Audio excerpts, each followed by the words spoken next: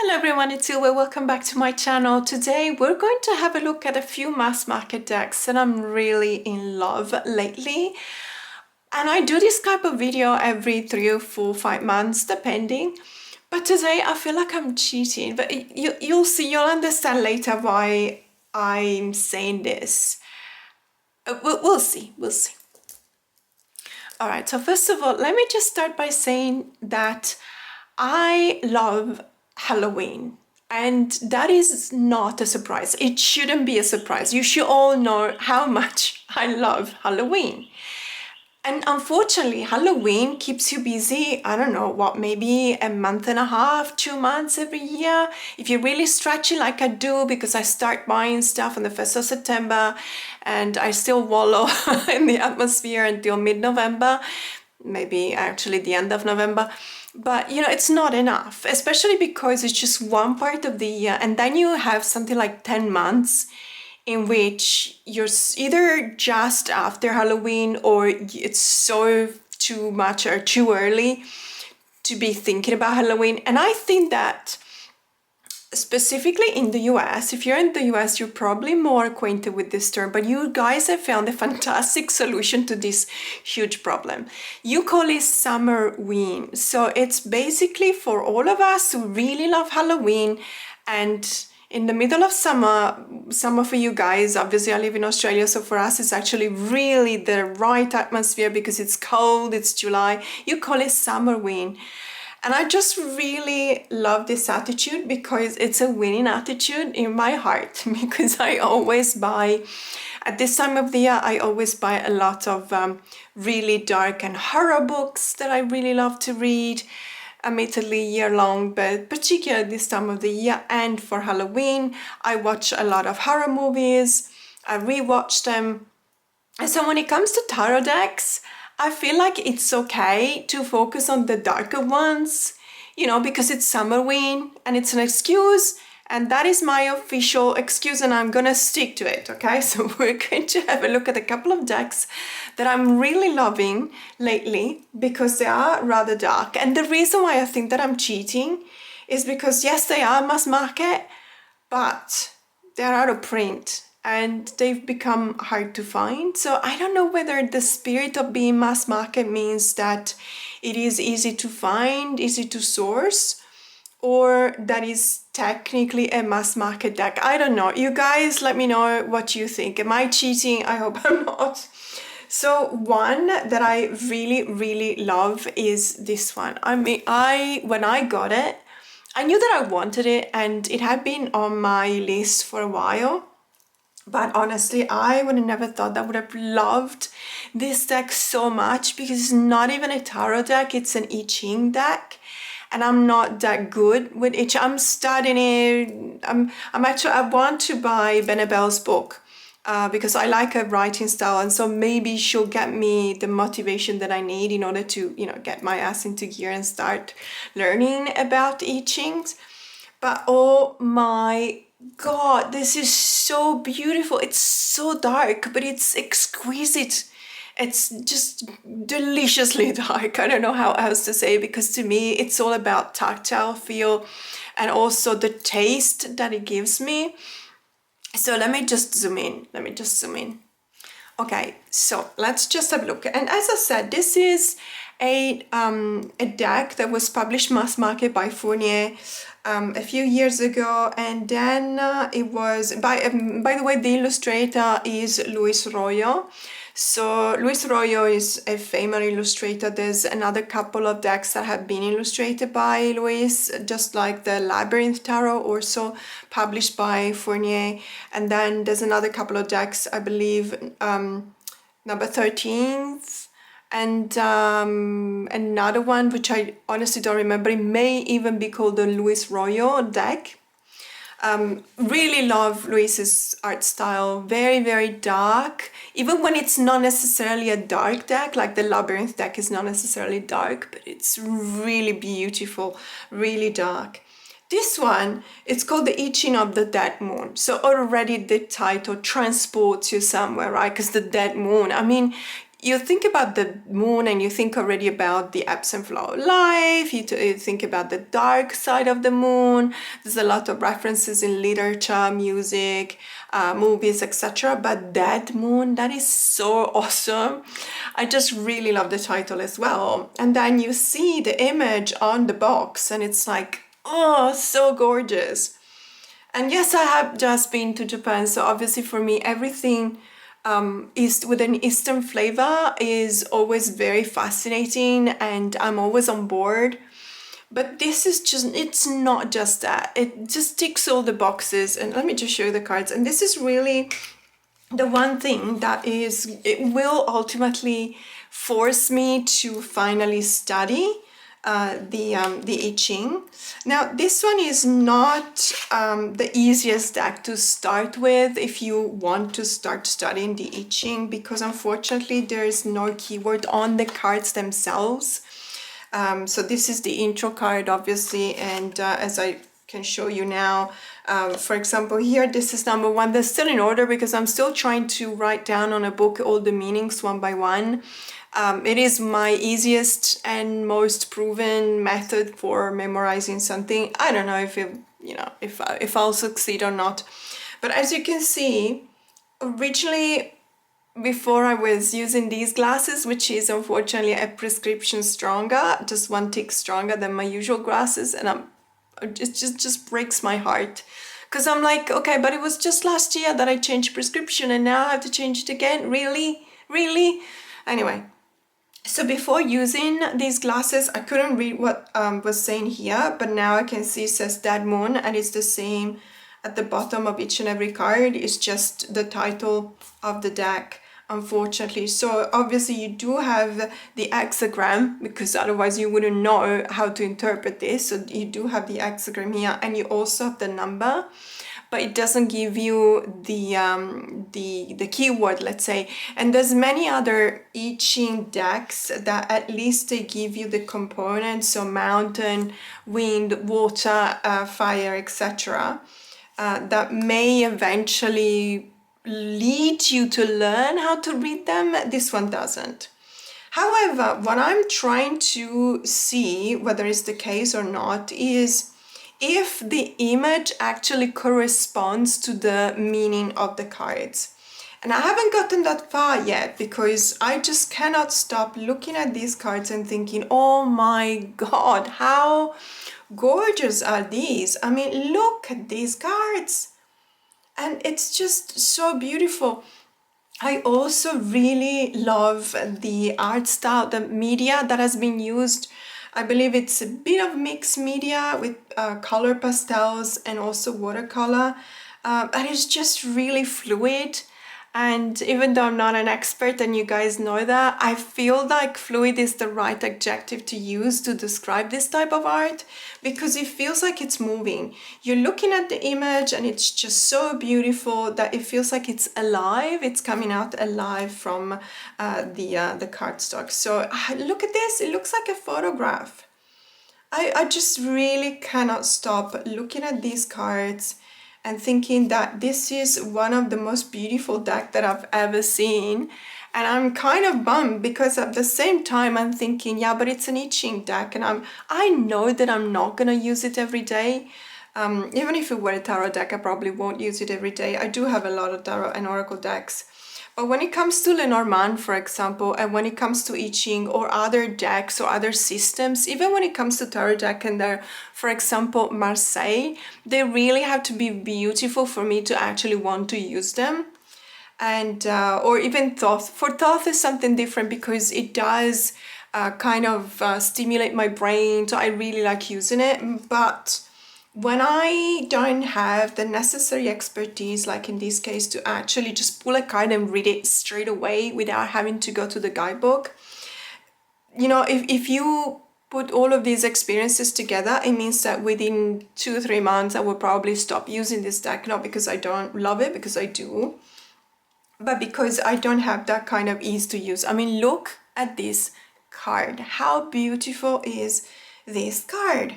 And so I really want to learn, because not because I want to learn a new system. Of course there's that. Of course I'm curious, but I want to learn because I want to keep on using this deck. I mean, look how beautiful it is. And I mean, it's gorgeous.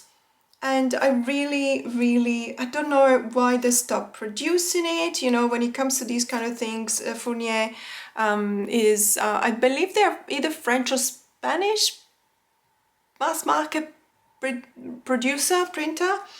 I don't know. I do know, however, that whenever there's a mass market producer or printer, they have their own very strict kind of contracts, and when a contract expires, sometimes they just look at the sales, and perhaps the sales were pointing to not a big demand for this deck, and that's how it got out of print fast and then out of stock, and now it's very difficult to find.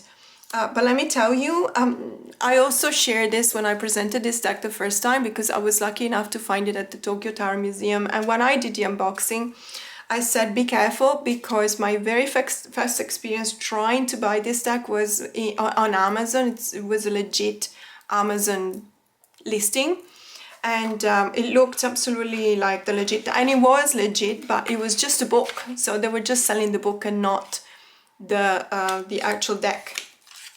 And so I sent it back because I believe the description clearly said that there were cards associated. I could be wrong, but in any case, be careful. But it wasn't cheap either, and it was legit, but it's just a book. So be careful, because it's very easy sometimes to be misguided. Even if the intention is not that. I don't think that the person writing the description wanted to mislead me and trick me into buying the book without the cards, but this is what happened to me. So the second deck that I want to show you today is also a dark deck, and it really is just one of those decks that when I looked at it the first time, I knew that I was going to fall in love with it. So this is also another one of those decks that makes me feel like I'm kind of cheating, because it's also technically a mass market deck, but it is also an out of print deck, and it's not that easy to find. Now, there is something to be said about this. I have seen this deck sold on Facebook groups for like 250 Australian dollars, and people being eager to buy it at that price. And I find it perfectly legit. I don't want to talk about this. If you're willing to, and myself included, if I'm willing to spend $250 on a deck, just go for it. You know, unless it's a problem, financial problem or logistic problems or anything, no one should stop us from believing that something we love has a certain value, monetary value. So I'm the last one to say anything. However, if you do want this deck, what I do recommend, check eBay Italy. It's total, some listings are a bit dodgy for any country, not just Italy, any country. Australia's got a lot of dodgy listings on eBay. So check the reviews or something, but there's a lot of really legit, librarians or people that had like a bookstore, etc., that they stored decks, and now they're selling them on eBay Italy. And I've seen at least 2 or 3 listings for this deck with a reasonable price, and obviously then you have to add shipping costs, and that might bring it up. But in any case, don't give up, and don't. So eBay Italy, there's a lot of really legit sellers, and obviously this is a Lo Scarabeo deck, so you will be likely to find it listed there. I found it at the Tokyo Tower Museum again, so it was very reasonably priced. I would say a price that I would pay nowadays for a recent publication by Lo Scarabeo. So I really couldn't find any difference in price. That was absolutely wonderful. There's a couple of decks that look similar. This is called the Gothic Tarot of Vampires, but I just wanted to show you the title in Italian, because there's a couple of decks that have a very similar title. But one of them I actually don't really like, and this one is the one that I like. So this one, if you're looking for it, don't, and you're also kind of confused, because there's one which is called the Eternal Light, And this one is called the Gothic Tarot Vampires. The title, the original title is Tarocchi dei Vampiri. Simple, Tarocchi dei Vampiri. That's a very simple. You know, and then obviously after this, there's a lot, so many vampire tarots out there that they just decide to add the Gothic here or Eternal Night there and other words to the titles in order to be able to actually distinguish them. But this one is the one that has this card on the front of the box. My apologies about the sun that is coming in. Let me see if there's something I can do about it. I do like to see the sun because we're still in winter in Sydney, but let me see if I can actually close the blinds a bit.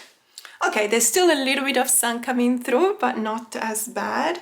And I really like it when it comes through because it just shines on Missy. So this is my Missy.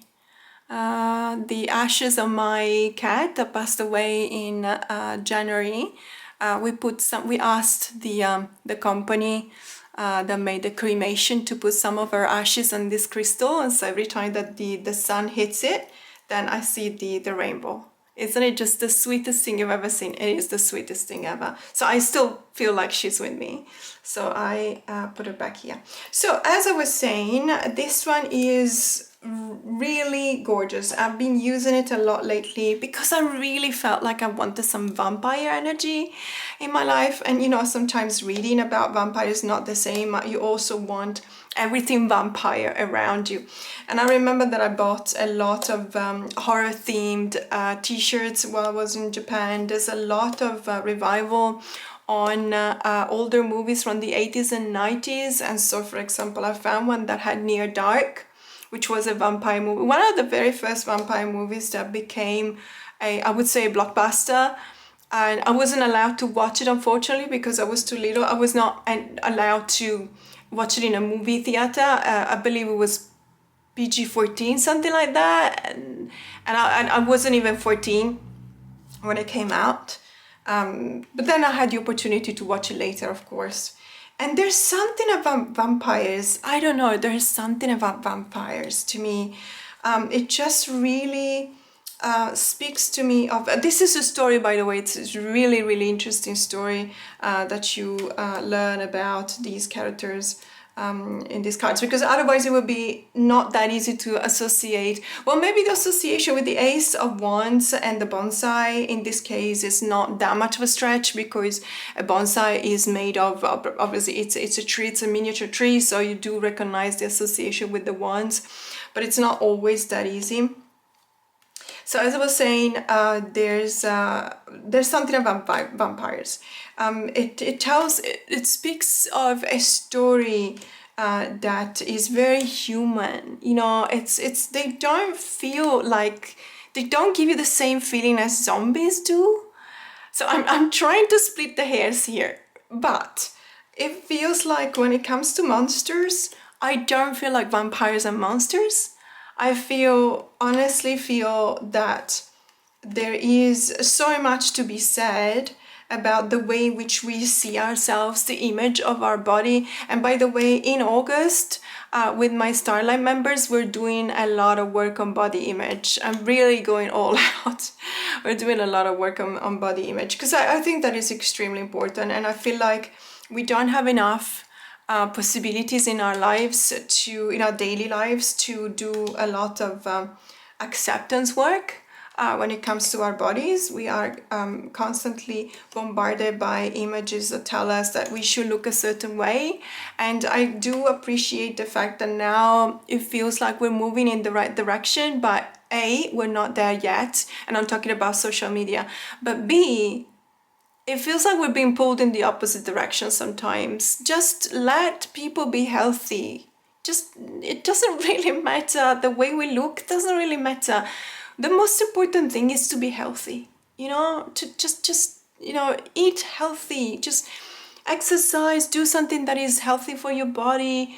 Make yourself feel good. Make yourself feel happy.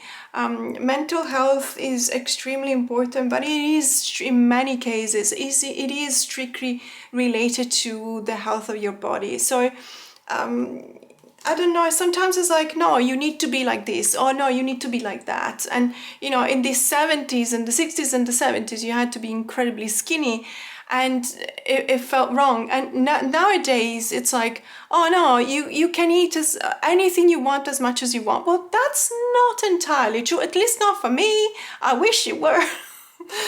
I wish I could eat anything I want as much as I want, but my body actually rejects certain types of food, so I cannot. So for me, being beautiful is about being healthy. Look at this, look at this, how beautiful this is. And by the way, it's also on the back of this card. So this is, I don't know, how did I end up talking about body image, or we're talking about vampires? Yes, because I believe that vampires have had in the past and now the strongest hold on people's desires and the way in which we relate to our own images, because vampires live forever, or let's say they don't age. Let's put it this way because it's more appropriate. Vampires, they don't age, but they also feed off blood, and blood is the essence, right? So they basically feed off essence. But for example, I was watching Sinners again for the third time last night. I loved the movie so much.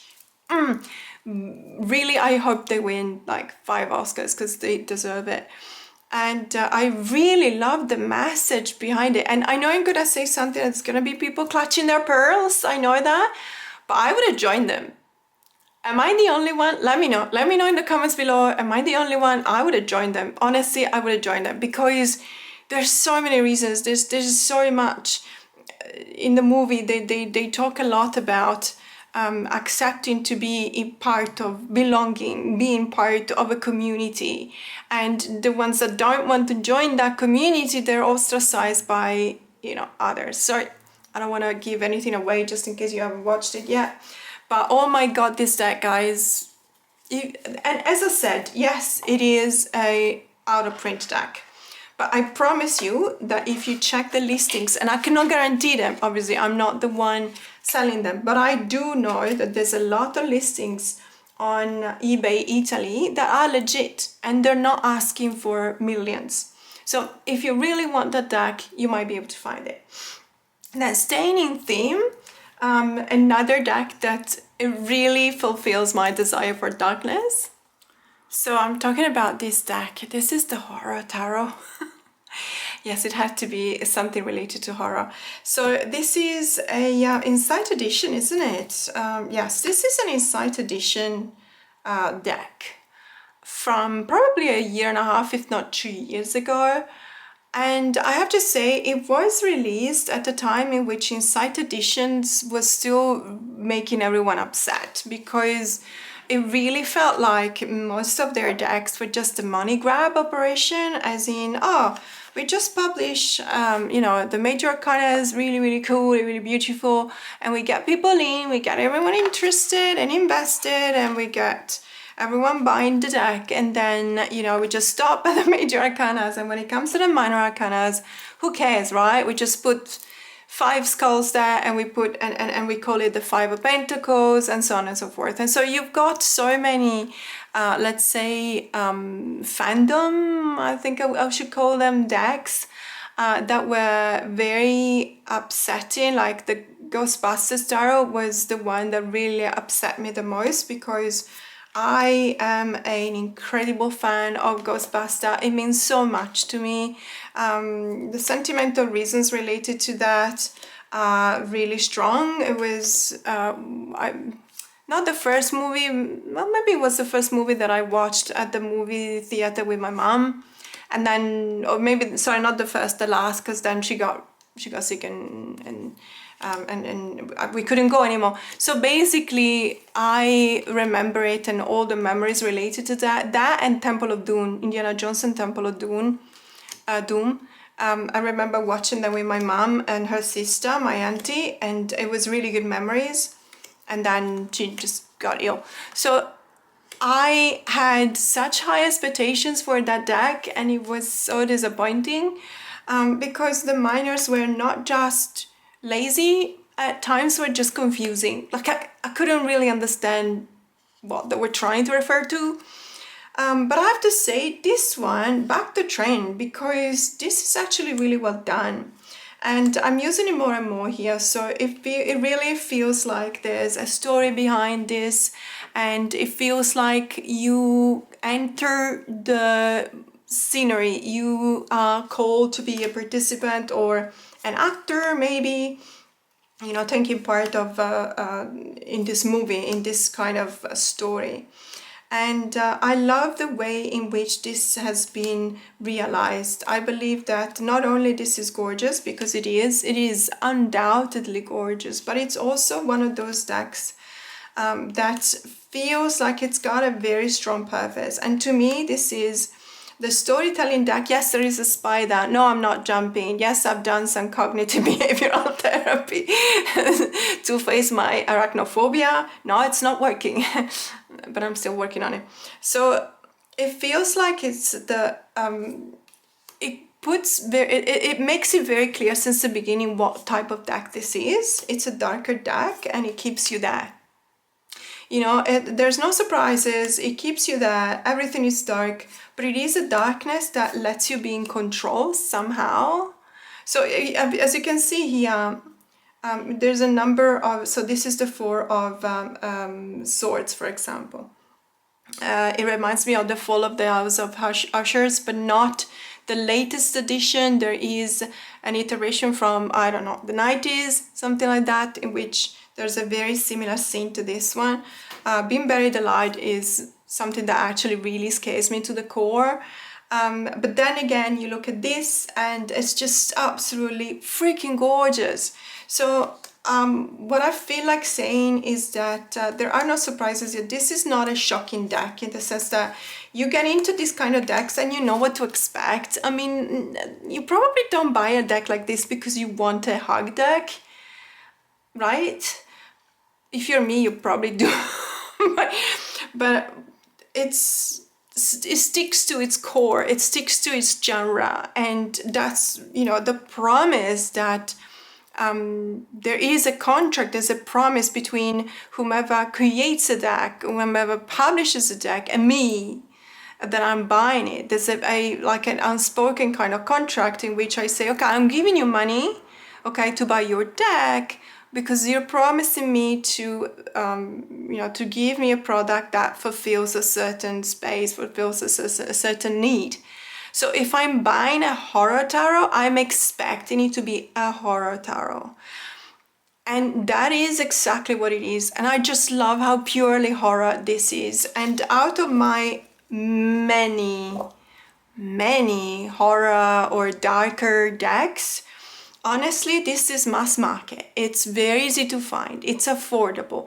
You know, it's got everything. It's not Pippish Miners. It's RWS based. You can read it. Maybe not necessarily for beginners, but you know, you like it, give it a try. Give it a try, because in any case, you know, there is no 101 manual 101 for beginners. So I would say, and it's really beautiful. I mean, even the inside sleeve, look at that. It's got skulls in there. I like the cardstock. I like everything about it. As I said, for $30 that I paid for it, you know, yes, I'm loving it. I'm loving it. Absolutely loving it. So that's the horror tarot. I think that we've been through all of the darker ones that I wanted to show you today, because I just have to admit that this time of the year, I really feel like, you know, the horror vibes. What I wanted to show you now is one deck that I'm actually going to, I'm loving it. I've been loving it for a couple of months, 3 months, I guess, ever since I bought it. But I'm going to start using it with my members now. We're going to do once a week. I'm going to pull a card for each and every group of zodiac signs, so for the fire sign, the water signs, the air sign, and the earth signs, out of this deck, which is Jenna de la Grottaglia's Kitchen Witch Oracle, Spells, Incantations, and Natural Remedies. If you've seen me unboxing this deck, and you've seen a couple of other videos that I posted when I actually started using this deck, you will know how incredibly hands-on this deck is. So it's an oracle deck, obviously. It's an oracle deck. It's a very witchy deck, as you know, as the title says, obviously, but it does prepare you to see nature in a witchy way, even if you don't have any kind of witchy inclination, which is my case, I would say. Because I grew up with my auntie and she was really into nature, and nowadays she would probably be called a witch or a white witch, but she was called a healer. And the reason why she was called a healer was she used to use natural elements to prepare ailments, but also she was kind of putting a lot of intentions there. And I cannot, the sentences that she was saying, the chanting and everything, those were spells. Okay, they were spells. There's not two ways around that. So I learned from her, and certain things you keep with you. And I still do some things nowadays, and I'm like, do I realize that I'm doing them? Probably not. But reading this book has been an amazing experience. I am loving this deck, and we're gonna use it. So as I was saying, I'm gonna pull one card for each and every zodiac sign every week for my members, and we're gonna read out of the book, and it's gonna be either a spell or a remedy or even a recipe. And that is the task for the people from that zodiac sign. So let's do a trial run right now, okay? So I'm an air sign, as you guys probably know by now. I'm an Aquarius Decan 3, so even the worst of the Aquarius, because, you know, Decan 3 Aquarius is obviously the 7 of Swords. Yes, I had all my life to grapple with that and find a justification to that, so I'm not going back now. I actually like the idea of you know, being a 7 of Swords associated with my decan of birth. However, let's say you're an air sign. If you're an air sign, many of you are, many of my members are. I think the majority of my members are air signs, which I don't know what it says about me. I probably do attract more air signs than anything else. So if you're an air sign, for example, you will see me in videos every week for the whole month of August, going like this. Okay, let's have a look at what kind of energies we can expect this week for the air signs. And this is what I do. And, oh, sorry, let me just zoom out. I forgot to do that earlier. So I'm just gonna pick a card. And this one here, okay, so I'm gonna look at the card here. This is card number 17, Increase Your Happiness Simmer Pot, which is an amazing card to pull, especially for air signs, because for us, happiness is always just outside of reach. Have you noticed? If you are an air sign yourself, or you have a friend or a relative which is an air sign, and you ask them, are you happy? They'll always go, yeah, but, you know, if they feel confident enough to talk to you and be real with you, that will be their answer. Because even when we're happy, we're always thinking that there's something that is not 100% and it could be better. That's an air sign for you in a nutshell. I hope not everyone is like that. Majority of us are. So increase your happiness simmer pot, and then I embodied the essence of a witch, a keeper of ancient art, joyously wielding my power with love and a sense of profound responsibility. So when I use this deck, I don't necessarily focus too much on the image. Yeah, I do like the images, but honestly, this deck is for me, and the reason why I love it so much lately is because of the guidebook. So let's go to to the card number 17, which is the one that I just pulled.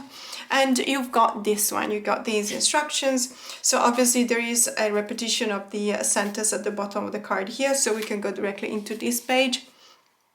Bring a bit of happiness back into your home with this delightful spell. Spritz or drizzle the potion outside your doors and windows to welcome happiness into your home. I mean, isn't it just amazing? I love the idea of pulling one card for each zodiac group. And then, you know, if you're one of these, if your zodiac sign corresponds to this card, you can actually do it. And so obviously I will read it, so you don't necessarily have to buy this deck. So the ingredients are 1 bay leaf, dried rose petals, dried lavender, dried chamomile, cardamom pods. Instructions. Write on the bay leaf happiness and joy. Place the bay leaf and the remaining ingredients in a saucepan and amply cover them with water. Slowly stir the mixture clockwise with a wooden spoon over a low flame, focusing on manifesting joyous occasions and visions in your mind's eye as you do so. Allow the mixture to simmer for most of the day, covering with water as needed. Let the pot and its contents to cool, then funnel the mixture into a clean glass jar or spray bottle. I would definitely use a spray bottle because otherwise, knowing me, I would just drop all of it and this the first time that I tilt it. So that's what I'm gonna do basically. You know, we're gonna pull a card, read about it, and I'm gonna say, you're an air sign, so this is your task for this week.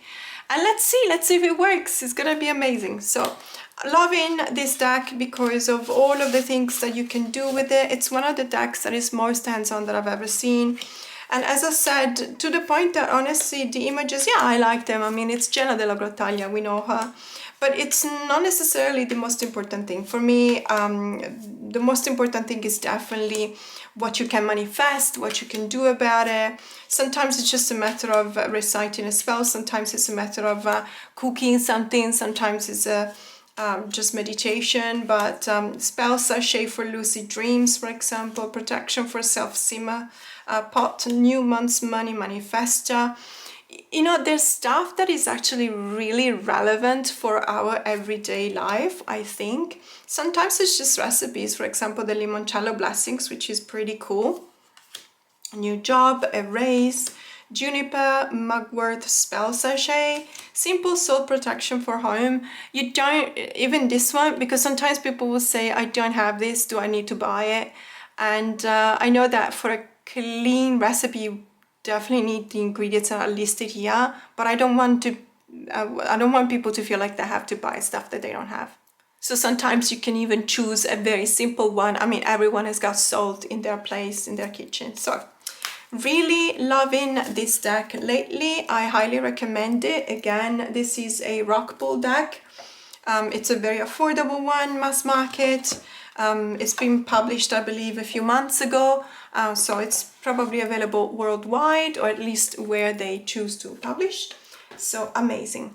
Then moving on to a combo. So I've got combos for the next 5 decks. And the reason why I'm going to show you these combos is because using combos, so combos, what I call combo is using 2 or 3 decks together. Basically, this is what I call combo. And there's different ways in which I use them. Pairing decks, rather than calling them combo, let's call them pairing. So pairing decks is part of my practice, has been part of my practice for many years. It is a crucial part of it because I use pairings to A, rekindle my interest for a deck that was gathering dust on the shelf, B, very specific part of my practice. I never do shadow work without at least 2 or 3 decks and using them together.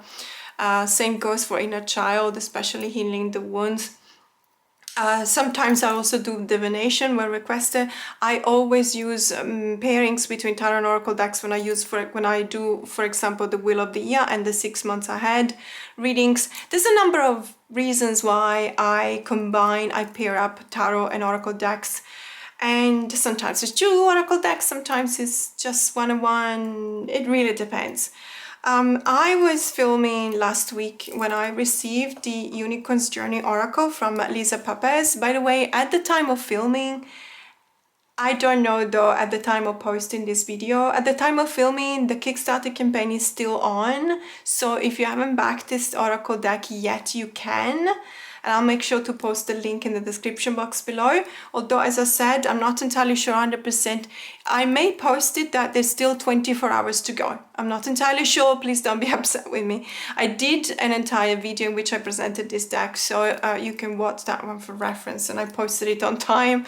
But when I was looking at the Unicorn's Journey Oracle and trying and find some tarot or other oracle decks that would pair up nicely with this one, I just realized how great it is to use it with the Nicoleta Czechol tarot, which is an amazing deck, and it's not a new deck. I feel that this is a very underrated deck, honestly, because it's just really freaking awesome. Nicoleta is a fantastic paintress. She's rather famous. She's from San Marino. Yes. So I really, really love her style. I would say though, please don't think that this is a deck that is suitable for kids, because it's not. Okay. Part of her work, part of her artwork is also dedicated to children. I know that she's also an artist that has illustrated books for children. This deck, please understand that there are images that may be really intense, too intense. This is my point of view, not just my point of view. I know that there's a lot of tarot readers that think the same. This is not saying that I don't like it. I love this deck. It's just that it feels like it's doll-like, because it is, obviously. But only because it's doll-like, it doesn't necessarily mean that it's for children, okay? So I just wanted to put it out there. Because it is something that I consider rather important to say. And then I was thinking, hang on a second, because there's another deck that I always use together with the Czechol tarot, and it's this one here, which is Daydreams and Moonbeams, the Oracle of Daydreams and Moonbeams. And the artwork is by Tess Whitehurst. The deck is by Tess Whitehurst and the artwork is by Jessica von Braun. This is a deck that has been published, I believe, probably 6 to 8 months ago. I always say couple, but it's actually 6 to 8 months ago, if not longer, by Blue Angel. So it may have been released first in Australia and then overseas. In any case, it is available now and it is a mass market deck. I just love this deck so much. And the more I use it, the more I love it. It's just the atmosphere, it's very evocative, and at the same time, I wouldn't know. So I've seen many people talk about this deck and saying it's weird because it gives you titles but not keywords, and sometimes keywords but they're not clear. I get it. However, when you use it with a tarot deck and possibly another oracle deck, look at how these three work together. Honestly, look at how they work together. They are just absolutely amazing. And I'm just putting them like this with the tarot deck in the middle, simply because, but you can choose your combination, whatever works best for you. Moonbeams, the Daydreams and Moonbeams give you, it works like some kind of an archetype deck.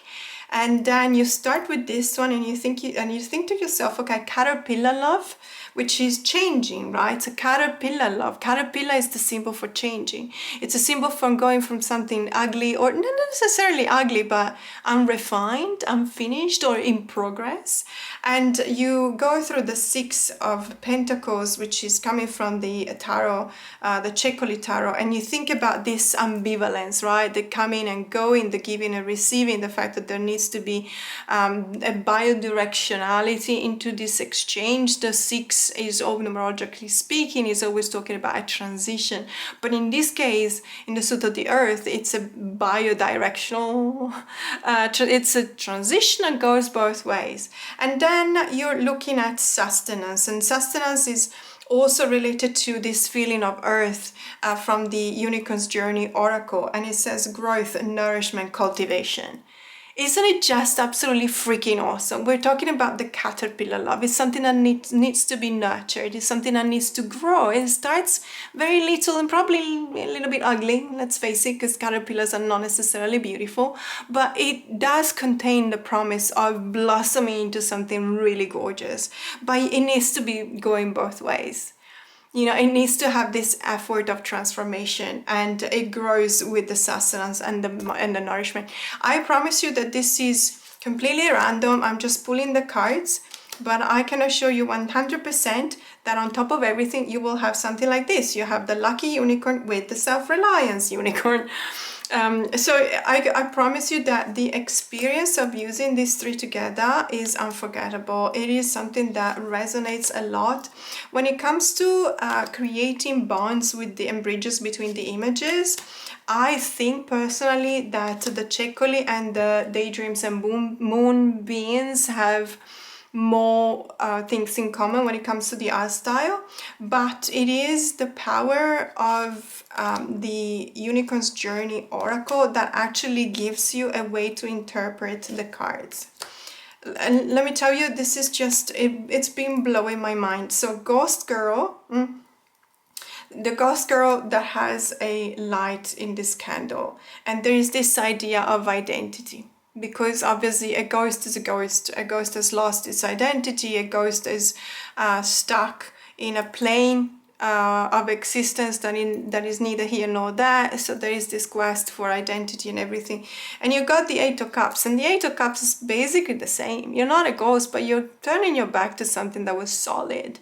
That's something that is just doesn't work for you anymore. It's broken. You're leaving it behind, and it takes a lot of courage, but you're looking for your identity. So you're still that ghost girl that uses this candlelight to try and go away from something and towards something.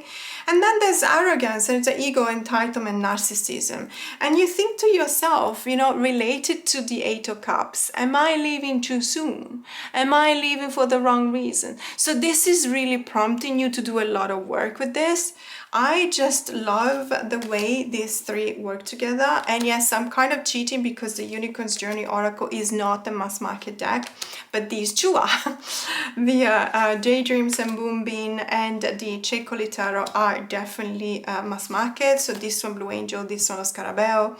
And when there's a couple of decks that really help me appreciate another deck even more, especially like in this case, it's a deck that is being currently funded on Kickstarter, so it may give also an idea to others to back this deck that you may not have backed yet, because it presents everything in a way that is interesting to you.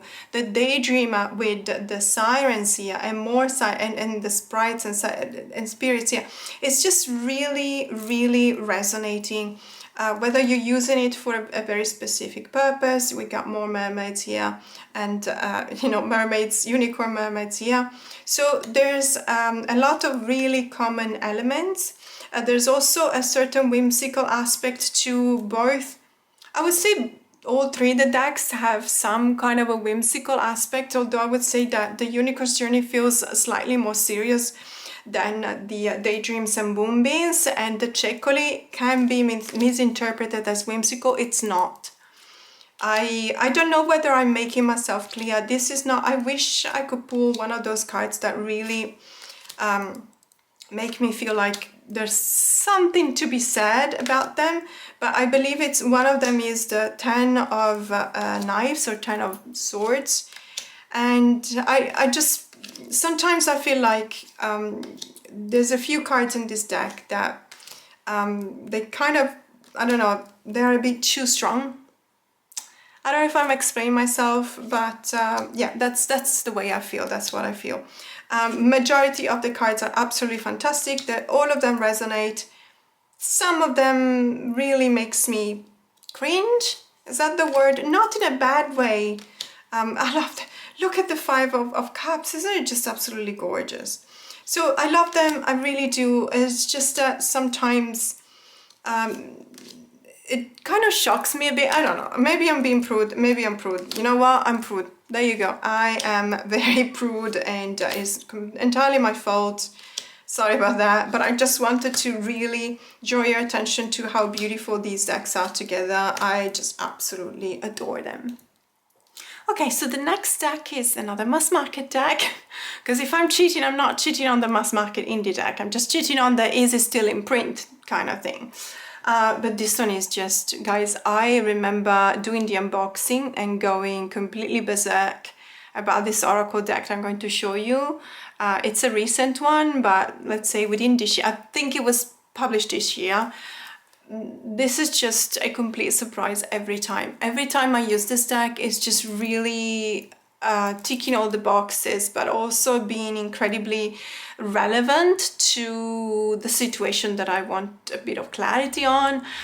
So I would say I'm going to show it by itself, even though a couple of times in a video I've been showing the pairings that I do with this deck. Yes, it is that kind of surreal type of art style that goes well with all the surreal decks that have been published. There's a few decks that have been published this year, but especially Oracle decks. But if you think about the Tarot of Mystical Moments, that's definitely not a recent deck. Those two pair up really nicely. But the reason why I'm showing it by itself is because this is the most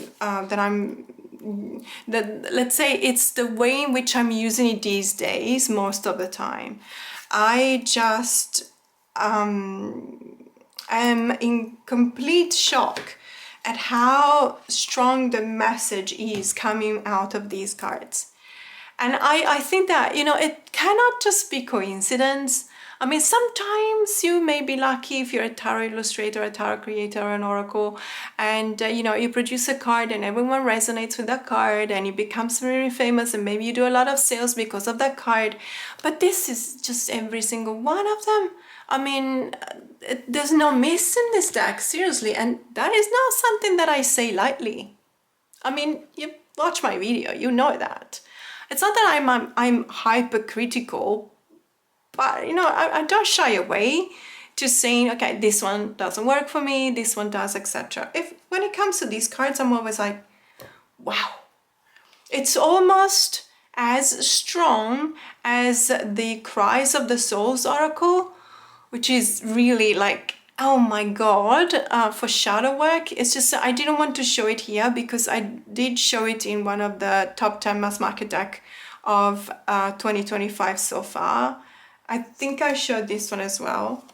So this one, it's just a combination between the art style that is actually really beautiful, because if you think about the Cries of the Soul, it's very minimalist, and let's face it, I mean, you don't buy that deck for the art style. I mean, at least I don't do that, okay? I would, yes, I would buy this deck for the art style for sure. By the way, I bought this in Okinawa. I don't know if you can see it. It's supposed to hold the whole world in this, yeah, I'm not, okay, sorry, I thought it would have been easier to see, maybe against my phone, and I keep on, there you go. So it's supposed to, it's a glass and supposed to hold the whole world inside it. I really like it because I love the idea, and there was this artist in, I don't remember, it was in Okinawa, but I don't remember the village. It's a village, okay, it's a village north of Naha, and they make these, and they're just absolutely, there's work of art involved in these. And the reason why I'm talking about it is because I always need to adjust it because it tends to move a little bit, and that's because of the leather necklace, so I need to change it. Anyway, how did I end up talking about that? Let's go back to the oracle deck that shocks me every time. Every time I look at the images, they're absolutely stunning. And yes, it's not just about being stunning. It's about the message that they convey. It's about the way they make you feel. It's about the messages that are also at the bottom of the card. And yes, it's also about the guidebook. The experience is all around. It needs to be complete. It's not just, and also the cardstock. Yes, I like it. It's US Games. No big deal. It is US Games. So I don't hate anything that they make when it comes to cardstock, when it comes to specifics in the cardstock. So that was a no-brainer. But when you think about how, the effort that it takes for a creator to reach the culmination of their thoughts, put them down on paper, put them down on the canvas, whatever this is, digital art probably, I don't know. And then, write a book about it. And it's always a hit for me. And it's not just because there are some really gorgeous cards like this one, Transform Your Thoughts. This is one of the most beautiful cards ever. I would love to see a King of Swords like this. I would probably have a print. I would buy a print of a King of Swords like this, because I do recognize myself with this character.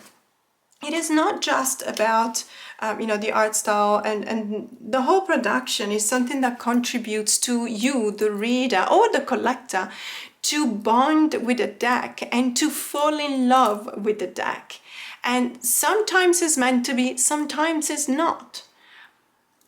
But I think that there's more people falling in love with this deck than the opposite. So really, really stunning. Okay, so for the last 3 decks that I'm going to show you, I felt like I was really cheating, because one of them, again, technically it's a mass market deck, but this is a mass market deck that Los Carabao published back in the 90s. It is out of print, it's hard to find. Even when you Google it on eBay Italy, it might fetch really big prices, big money. So because it's the Tarot of the Imagination by Ferenc Pinter, and because this deck has then been republished as a full 78 cards with a different title. So it's this one here. It's basically this one here. It's the Ferenc Pinter Tarot.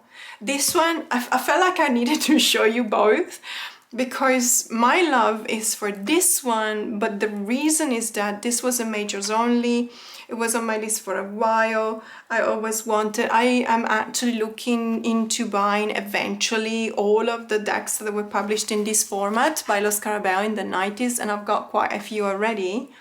And so this has some sentimental value that is related to that. But I'm going to show you this one because this is the non-cheating option of this. So we're looking at the Ferenc Pinter Tarot, which is absolutely stunning. So Ferenc Pinter was an Italian-Hungarian artist, and let's say that this is a curated art kind of deck, as was the original one. This is a majors only, so the majors you'll see here, I haven't actually checked side to side, but I believe that it is the same ones that you will see here, obviously with a different setup, because as you can imagine here, I believe we do have borders on this deck. It's just that I don't want to ruin it. Sorry, it is one of those ones that have the very difficult flap to open, and I just don't want to ruin it. Because this deck now fetches a lot of money. I did not pay a lot of money because again I found it at the Tokyo Tower Museum for a very reasonable price. But in any case, let me just show you this one. And what I'm going to show you today is a pairing with an oracle deck that also is an obsession of mine recently.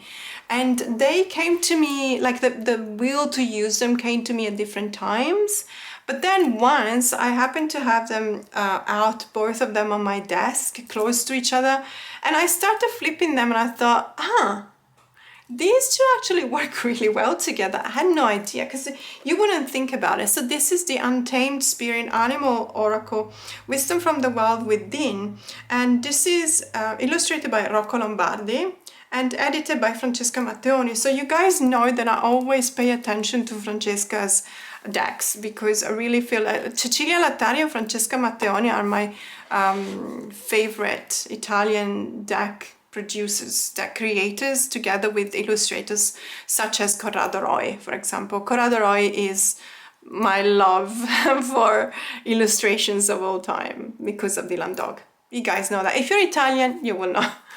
And if you watch my channel for any length of time, you will remember me mentioning Dylan Dog at least 20 times already, so you will probably know. So I'm always keeping an eye out for Francesca's creations because I really believe that she's doing a fantastic job on everything she does, and Cecilia Lattari as well. And so I worked a lot with this deck, and I have to say something. There's a couple of editions. So there's an Italian edition, there's an English edition, there's also a French edition. As always, the French edition has got a much better cardstock. I don't know why. I don't know why. You guys, you French guys, your publishers, they just really nail it when it comes to the cardstock. I don't like this cardstock. It's very glossy, it catches the light. Sorry, it's upside down.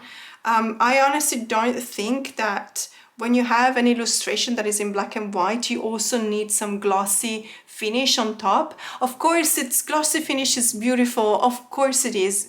I would always print my photos in a glossy finish, but you need to understand when to use the gloss and when to use the matte.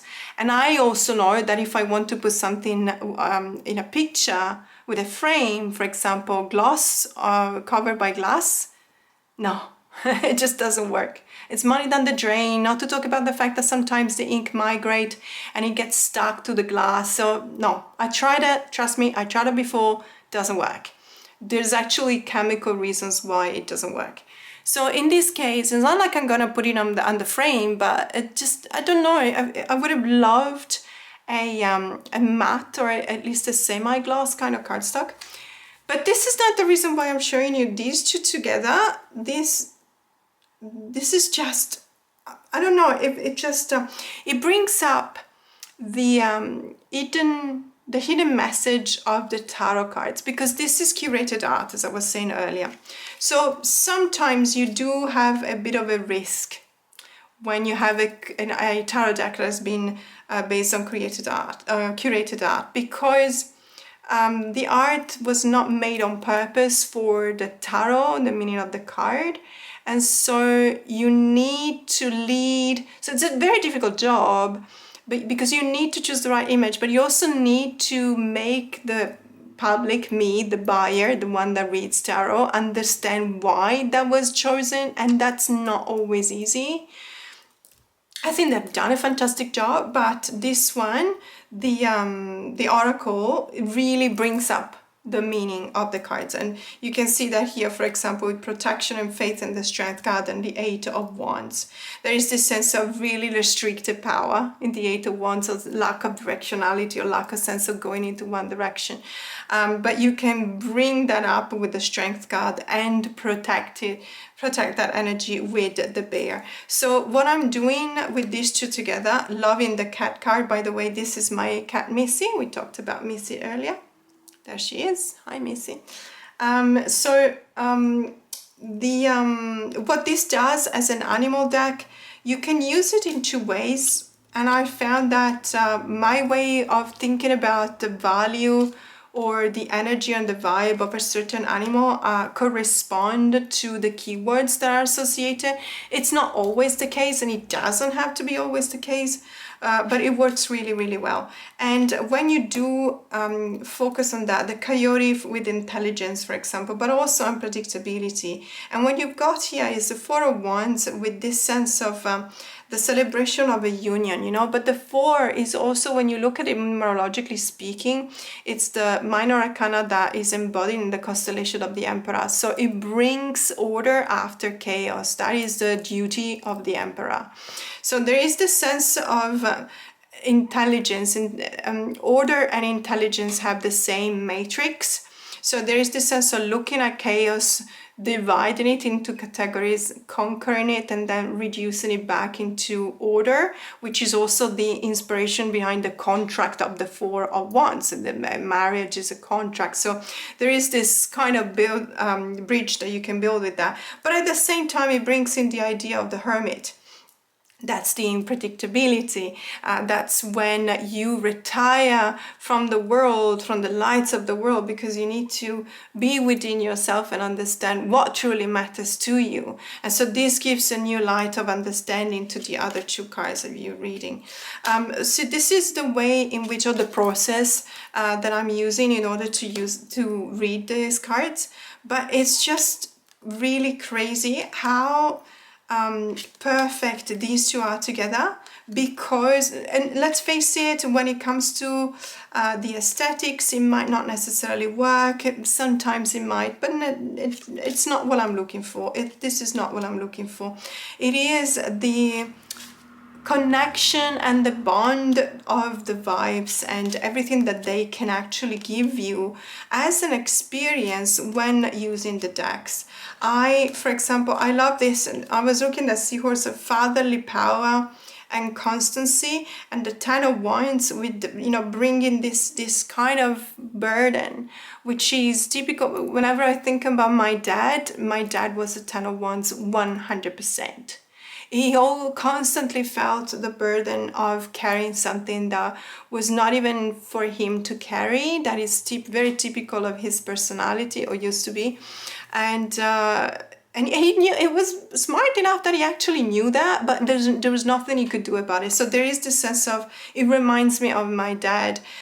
And the fatherly power as for a seahorse is very strong, because if I'm not wrong, seahorses carry their babies in their pouch.